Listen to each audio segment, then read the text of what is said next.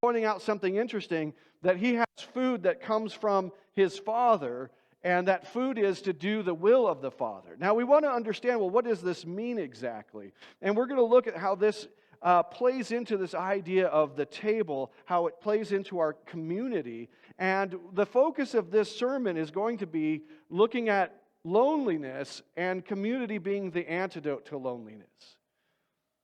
And so we're going to look at three things today. We're going to look at the table. What is it exactly that the table represents? How is it the antidote for loneliness? And what is this food that Jesus is talking about? How does that interact with these ideas that we're going to be looking at? Second, we're going to look at real food. What does it mean to have this food that he's talking about? And thirdly, we're going to talk about how every restaurant serves water, because that's really interesting, right? Yes. So let's talk about the table, and let's talk about Jesus' food that he's mentioning here. Jesus has this food that that nobody knows about, and the food is to do the will of his Father. Well, how is this obedience food? I mean, I understand how you can talk about how they might say, "Hey, Jesus, were you bored while we were gone?" And he says, "No. I have things to do that you don't know about." And they say, "Well, what is the things to do?" And he says, "The thing is to do my Father's will." That would make sense. But this idea of food, it's kind of a weird thing. And to understand this, you have to look at how the Bible, especially the book of John, plays into this idea of food and the table. If you remember in John chapter 2, verses 1 through 5, we're also going to pick up verse 11 from this. You have something interesting going on. And if you remember, Jesus gets invited to this wedding feast, and his mom is kind of, pushing him. Moms do that. And she's kind of pushing him. And in John chapter 2, verse 1, it says, "On the third day there was a wedding at Cana in Galilee, and the mother of Jesus was there. Jesus was invited to the wedding with his disciples. When the wine ran out, the mother of Jesus said to him, 'They have no wine.'" And I can imagine that, this is an interesting thing. I don't know what was going on in Mary's mind here. Did she know that Jesus could do something about this? Was she just remarking like how people do? "Oh no, they have no wine. Pass it on." What was going on there? But Jesus interprets this as a call to action. Jesus said to her, "Woman, what does this have to do with me? My hour has not yet come." His mother said to the servants, "Do whatever he tells you to do." Also very mother-like. He says, "This is not my time." And she's like, "Yeah, it is. Servants, go do whatever he says." Now it's interesting here. It says that my hour has not yet come. What does that mean? Well, we'll get into that a little bit later. Verse 11 picks this up after the miracle takes place. It says, "This, the first of his signs, Jesus did at Cana in Galilee, and manifested his glory, and his disciples believed in him." His disciples are following him. They know that he has some things to say that are profound and things that they haven't heard before. And he's got a way of recognizing and understanding the kingdom in a way that they've never heard from any of their religious teachers before. They're following him. But now all of a sudden, his glory is manifest. And they believe in him. The wedding banquet is the idea. It's kind of the ultimate meal. Because a meal has symbolism. Food has symbolism. It's the symbolism of incorporation in the Bible. And we're going to see that the idea of glory plays into this. And that this is the picture of Jesus' relationship to the Father. It's the picture of the glory of Jesus being found in relationship to the Father, being manifested in the relationship to the Father. It's about our participation in that, our participation in one another. It's a picture of how we end up battling loneliness in a way that is not on its surface obvious. If we pick up another passage in John chapter 17, verse 1 through 5, in this particular time, we have to understand that Jesus is saying all this in the context of a meal. So what's happened is that Jesus is now at the end of his ministry, and he's at the Last Supper, and he's going to be arrested, and he's going to be put on trial, and he's going to be killed. And this is all going to happen within a very short period of time. And this is the last time for Jesus to be together with his disciples. And again, this is about a meal. And this passage, John spends chapters dealing with this last meal. Jesus washes the disciples' feet. He tells the disciples that there's one among them that's going to betray him. That one goes out to do his business, to do his betrayal. And that Jesus tells his disciples many things. He has this high priestly prayer. There's so much that goes on in these chapters. But in John 17, Jesus begins what's known as his high priestly prayer. It says, when Jesus had spoken these words, he lifted up his eyes to heaven and he said, Father, the hour has come. Man, do you see what's happened here? We've bookended this. If we looked back earlier, on the third day there was a wedding, and when his mom came to him and said they have no wine, he said to her, woman, what does this have to do with me? My hour has not yet come. You see, Jesus is at a meal, and his mom was pushing him to reveal his glory, and he's saying, my hour has not yet come. Now he's at a meal at the end of his ministry, and he's saying, my hour has come. This doesn't happen by accident. The fact that both of these statements are made in the midst of a meal is not just coincidence.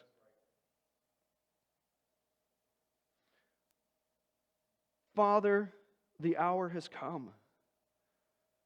Glorify your Son, that the Son may glorify you. Do you notice that once again you have a meal, you have a talk about the hour, and you have glory? Verse 2 says, since you have given him authority over all flesh, to give eternal life to all whom you have given him. And this is eternal life, that they know you, the only true God, and Jesus Christ whom you have sent. I glorified you on earth, having accomplished the work that you gave me to do. And now, Father, glorify me in your own presence with the glory that I had with you before the world existed. So now we've picked up a few things. We've picked up the hour. We've picked up the meal. We've picked up glory, and now we've picked up work. I have food to eat that you do not know about. Has anyone brought him something to eat? My food is to do the will of him who sent me and to accomplish his work. We've got all these threads that are running together, and we don't know maybe exactly what to make of them yet. During this Last Supper, Judas has gone out from them. He's gone out to do his business. And Jesus is here with the disciples. And he's praying this prayer to the Father. And he's including them in the prayer. And he's talking about how the hour has come and glory has fallen here. And the work is being done. And this is happening with a meal. Why is that? Because food is incorporation. But what does that exactly have to do with glory? You see, what happens is this. Now you guys know this because you guys have all eaten before, right? Talking to a room full of eaters.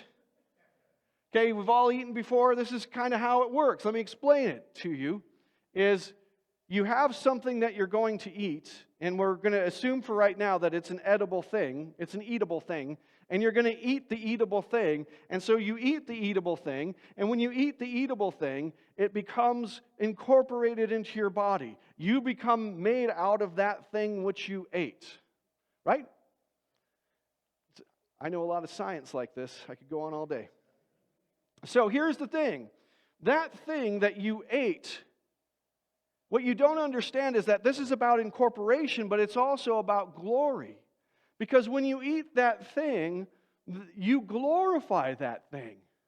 Well, how do you glorify it? Here's the thing. Let's say I eat a squirrel. Grosses most of you out. I understand that. But let's say that you do.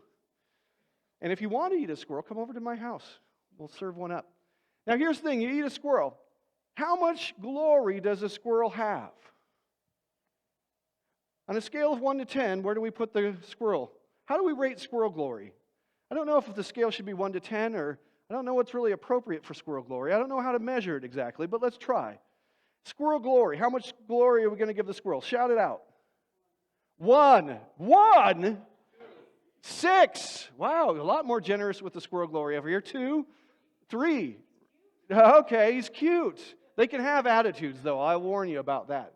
Squirrels can have attitudes. Have you seen that video of the guy in his garage and the squirrel runs up his leg and like attacks his neck? You might want to rethink. Maybe 1 is the way to go here. I don't know. Here's the thing. How much glory does a person have? Is the glory of a person higher or lower than a squirrel? Higher, right? So here's the thing. What's happened is that a person eats a squirrel, and now the squirrel is glorified because now it's manifesting, it's being united, it's being incorporated into the person. Because the squirrel used to be a squirrel and now it's part of me, right? So the squirrel used to be a squirrel, now it's Steve. It's pretty neat the way it works. So here's the thing. What does this have to do with anything? A lot. Because that's the way that food works. The picture here is a picture of Jesus. And what's happening here is that Jesus is fulfilling the role of mankind. And the role of mankind is to do the will of God the Father. And when we do the will of God the Father, we are being incorporated into Him. And that incorporation is glory. That incorporation is glory. We are part of the glory of the Father. And how do we do that? When we sacrifice ourselves and our own will, and we do His will, then we have His glory. Because here's the thing that's really fascinating, is if you look at Jesus and you look at the commands and you look at what the Father's going to do, He's saying, my hour has not yet come. And yet He does this miracle. Well, what is the miracle? Jesus is doing a miracle at this wedding in Galilee. Well, when Jesus does the miracle, what is He doing? He's fulfilling the will of the Father. He's blessing this marriage because that's what God does. That's what God does. God blesses marriage. And so Jesus is here and He's fulfilling, He's doing the will of the Father. This is in the Father's will. This is the work of the Father. And Jesus is carrying it out in His life. And so now there's a glory there that they see, that the disciples see, and they say, wow, this is amazing. And then later at the Last Supper, what Jesus is doing is saying, now the hour has come. Well, what does that mean? He's fulfilling the will of the Father. And you can say, well, that seems like a terrible thing to have to do. Jesus is going to die for us and for our sins. And He's going to reveal the heart of God in a way that we never could have imagined. It's one thing for God to say, I'm going to bless you and I'm going to give you some wine at your wedding so you can be joyful, because I make marriages joyful all the time. I bless marriages with joy. That's what I do. But it's another thing to die for us. The exercise of power is one thing. The exercise of just giving up your life so that others can live, that's a whole other thing. That's a revelation of the heart of God that is beyond any other revelation. You cannot get a better revelation of the heart of the Father. Now, when Jesus has that, that's the will of the Father for Jesus, and Jesus is going to fulfill that. Is that command, if you want to call it a command, is that word, is that will in Jesus' benefit? Is it to Jesus' glory? You see, here's the thing that we often fail to understand, is that when God gives us a command, He's inviting us into His glory. Because the command emanates from His character. It emanates from His glory. And so when He gives us a command, He's giving us food. He says to them, I have food to eat that you do not know about.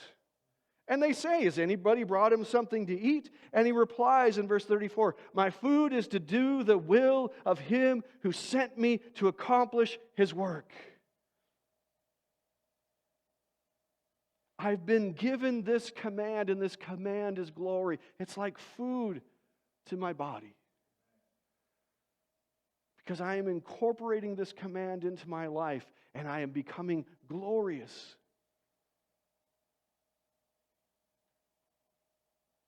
We are part of this glorification in community. We are called to act this out in community. You see, I have behind me this nice table. I set it myself. Well, I had some help. I'll be honest. We've only got water to serve right now, and that's because all restaurants serve water. But we only have one chair. This is my chair from home. There's nothing special about it. How many of you guys enjoy eating alone? A couple people? Couple people? Do you scurry off into a corner? That's kind of what I feel like when I'm eating alone. Most of the time, when we think of a celebration, when we think of a party, when we think of a great meal, there's other people there to share it. And that's important because as Jesus encounters these meals, there's other people around. There's an importance to the fact that these meals are communal and that this is the picture of community. Why is that? Well, because in this process of glorification and union, other people are involved. You see, the meal is shared. And the best way to explain that is simply when you sit down at the table, you don't want to be sitting alone. You want other people with you. If this is going to be a picture of the spiritual truth that it's supposed to be a picture of, you want other people around the table. When you have Thanksgiving, you generally don't think of, what would be a great Thanksgiving, me eating by myself. Usually you think, well, we want people around. Now, that doesn't always go well. I understand that. But even that's part of the process. Well, why is that? Because as Jesus has this food of the will of his Father, there are other people involved. What does that mean? Well, how does Jesus do what is the will of the Father? Well, the will of the Father involves Jesus carrying out the Father's will to bless other people. You see? You eat the food, but it involves other people. You're eating the food of the will of the Father, but that will is carried out in the midst of others, in blessing others. This is the way that it works. It's the way that it works in Scripture. It's the way that it works in our life. You see, a lot of times what happens is people think to themselves, well, I'm going to be really holy and I'm going to be really spiritual by separating myself from everybody. And the thing is that if we're going to be honest, it's easier to do that. Because it's easy to think of yourself as a very gracious person when you don't have to exercise grace toward other people. I'm way better. If I'm going to be honest, I'm way better at being gracious when nobody's around. It's a lot harder when there's people around. But yet, how do I fulfill God's command to be gracious to others if other people aren't around? You see, the meal always involves sitting down with others. It always involves sitting down with others. We serve one another, and therefore we carry out God's will. You visit somebody in the hospital. And the interesting thing is this always involves glory because you are getting invited into the Father's own glory because you're being invited to the love that the Father has for somebody else. You see, the Father loves that person in the hospital, and you're being invited into the glorious love of God for the purpose of visiting that person in the hospital. You're being invited into that glory. But then not only that, but then there's a glory that happens because you're actually glorifying that person in the hospital as well. You see, you're eating, you're partaking of that glory, and then you're sharing it with somebody else, because that's honestly what we do in our relationships, is we're here to glorify each other. You know, you walk down the street and you say hello to somebody as they walk by. I mean, you do in a small town anyway. I mean, here, you know, it becomes so repetitive that it stops happening. But if you're in a smaller town, that's the first thing you notice, is that people will wave to you, people will say hello to you. And you know, the other thing that you notice is they don't do that to the cats and the dogs. They might. But they definitely don't do it to the trees. They don't do it to the flowers. They don't do it to the fire hydrants. They don't. Why? Because there's a certain honor and glory that you're giving to a person and recognizing that they're a person. And you do that just all the time. Like, you know, you go to the store and you buy something, and it's funny because they say thank you and you say thank you. And the reason that you do that is because you're acknowledging each other's humanity and you're paying homage to it. You're glorifying. You know, you laugh at somebody's joke. Sometimes you do it because it's funny. Sometimes you do it just because you're reassuring that person. You're handing them a little bit of glory, and, you know, keep trying. You'll get there someday. Right? You see what I'm saying, though? All this is so important because Jesus is revealing His glory by obedience. And He's taking up these commands, this will of the Father, and then He's being invited into that glory of the Father. And then it's not that He didn't have it. He's not God Jr., but He's fulfilling the role of humanity in this. And then He's sharing it with others. Well, let's talk about real food. It's important to understand as we look at this in loneliness. Jesus says here, I have food that you don't know about. I'm doing the will of my Father. And he's kind of saying that, you know, there's a food that's more important than this other food. And really He's drawing a distinction between real food and kind of symbolic food. And the symbolic food is what we call real food. And the real food is what we would probably call symbolic food. Jesus says, no, you got it kind of back to front.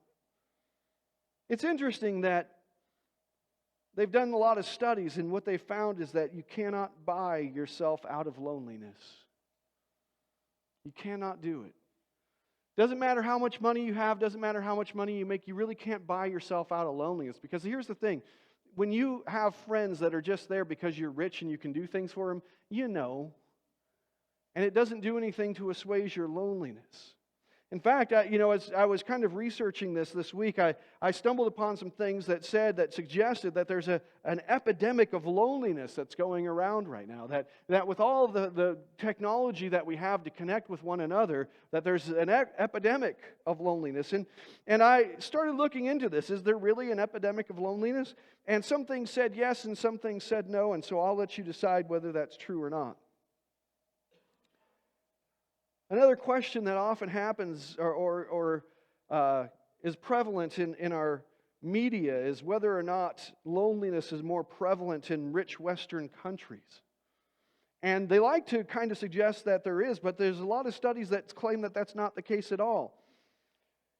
In fact, some studies suggest that in rich Western countries like ours, that this idea of real loneliness, people who say that they have nobody to count that they can count on, is in the single digits, maybe 8-9%. But that in some non-Western countries, especially more traditional countries, that number could be up to 40%. So maybe it's true that you can buy yourself out of loneliness. They think that that's actually not what's happening here at all.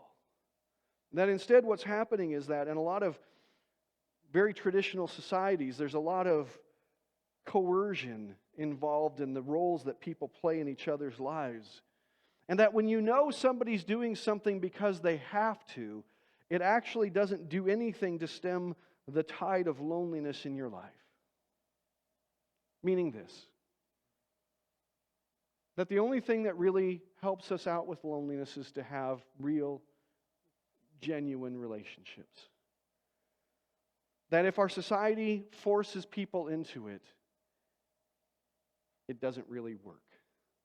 If you get the idea that they are freely chosen, then it helps. If not, then it doesn't. And I think we all know this is true. How many of you guys remember Valentine's Day when you were in grade school? Do you guys remember? Do you guys remember making the mailboxes?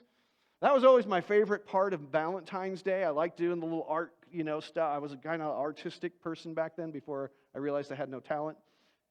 And what happened, I liked to make those things. But you remember, right, that there was a rule. What was the rule when you were in grade school? Do you remember? You have to give a Valentine to everyone. And so the thing is, you kind of knew, right? You kind of knew that this wasn't a real thing. It doesn't really help. You can't buy your way out of loneliness. And loneliness has to be something that is free. But the power of free relationships, the power of real community is huge. One of the ways that they've discovered this, there's a researcher named Bruce Alexander. And Bruce Alexander was doing a lot of research with addicting rats to drugs. I guess it's a living. I mean, I don't know. It seems kind of frivolous, but that's what he was doing. He was getting rats hooked on drugs. And one of the things that interested him about this topic is they had done these studies where you take rats and you put them in a cage and you give them a water bottle with drugs in it, and the rats will drink that water until they die. And the idea was, man, addiction just grabs you and it takes hold of you and it kills you and then you're dead and that's it. And he thought there might be some problems with this experiment. And so he ran counter experiments. And what he did was he put regular water and drug water into the cage at the same time so the rats could choose which one that they wanted. And then he put the rats in the cage with other rats and with things to do. And what they found was that rats almost never drank out of the drug water, and they never got hooked on it, and they never killed themselves over it. And what he came to understand was this, that we as human beings, we need incorporation. We need to unite to something. And if you don't have real relationships in your life, you're going to unite to something that's not real food. And that stuff that's not real food is going to do you harm. Loneliness is an issue of bonding or incorporation. And you see this a lot if you watch the show Hoarders, where what happens almost inevitably is when they're talking to the person that has the issue with hoarding, is they talk about a personal loss that they had. Often one of the only real relationships that they had. That person died or left them or something happened. And as a result of that, the hoarding takes over in their life. In John chapter 6, verse 55 through 58, it says, "For my flesh is true food, and my blood is true drink. Whoever feeds on my flesh and drinks my blood abides in me, and I in him. As the living Father sent me, and I live because of the Father, so whoever feeds on me, he also will live because of me. This is the bread that came down from heaven, not like the bread the fathers ate and died. Whoever feeds on this bread will live forever." It's true food. So let's talk about the third point, which is every restaurant serves water. The question is, if we need real relationships, if we need real community, if we need a real relationship with the Father that we can then express to people who we have real relationships with, how do we get a seat at the table? Because a lot of people in their life, this is what they see. They've got the table set, but when they sit down, they're the only ones. They don't know how to fill up the table. They don't know how to have those relationships with other people. So the question is, how do you do this? If you haven't done this, maybe you've struggled with this your whole life. How do you get a seat at that table that's full of other people? Or conversely, how do you draw others into the table that you have set? What if you're lonely? What if you've been lonely? Well, the table is a place to eat, and it's a place to bring food to share. And you get a place at the table by eating what Jesus ate. the will of the Father. You do it by eating Jesus' body and his blood. What does that mean? It means incorporating that sacrifice of him into you. You have to eat the love that he has for you. Because if you have not had his love come into your life, then you don't have that love to give. You will go into every situation where you sit down at the table only looking for food from others, never able to give food to others. You have to eat the meal he has provided. You bring to the table because you have eaten from the table. We talk a lot here about believing, belonging, and becoming. And the question is often, I think, from people, what if you don't have something to offer? Because that's what I hear from a lot of people. I think that's what keeps a lot of people back, is that they feel like they don't have something to offer. You know, I was reading something about Robin Williams this week, and Robin Williams became a cocaine addict simply for the reason that he couldn't look people in the face. He said it got rid of the pressure. When people came to him and they looked him in the face, he couldn't look them in the face. Why? Because he didn't think he had anything to offer. Robin Williams thought he had nothing to offer people. That's what a lot of people think. And I was thinking about that when I listened to a psychologist, and he made this point that I love a lot. He says, every restaurant serves water. What does he mean by that? He means that no matter how fancy the restaurant is, they will never turn up their nose at serving water. Every restaurant serves water. Doesn't matter whether you're at a super high-end restaurant. They'll never say, you know, if you go to the fanciest restaurant in town and you ask for a glass of water, they're not going to say, we don't serve that here. They're going to give you a glass of water. Now, here's the thing that's interesting. What makes the fancy restaurant is the way they serve water. And maybe you think you only have a little bit to offer. Maybe you think that you don't have anything to offer. But if you've eaten from the table of Christ, you have something to offer. Offer it. Even if it's just water, offer it. Can you offer something simple with great love? Can you ask somebody how they're doing? Can you really care about them? You see, the fancy restaurant serves water, but it serves it in a way that shows care. Can you do the same thing? In Luke chapter 21, verse 1 through 4, there's this great passage. It says, Jesus looked up and saw the rich putting their gifts into the offering box, and he saw a poor widow put in 2 small copper coins. And he said, truly I tell you, this poor widow has put in more than all of them, for they all contributed out of their abundance, but she out of her poverty put in all she had. She only had water to give, but she offered it with everything that she had. And we know from the parables where Jesus fed 5,000 people, that he can take a small offering that you give him and turn it into something extraordinary. Will you offer what you have to offer?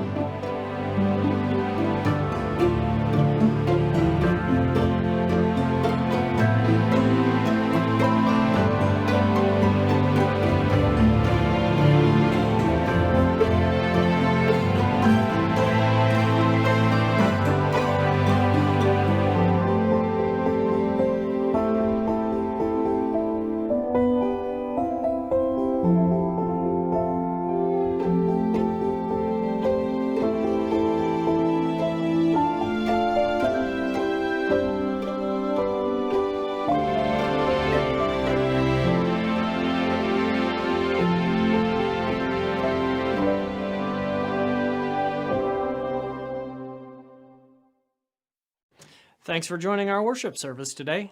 Please follow us on our Facebook page where you can let us know about any needs or prayer requests you may have and keep up with the latest church news and events.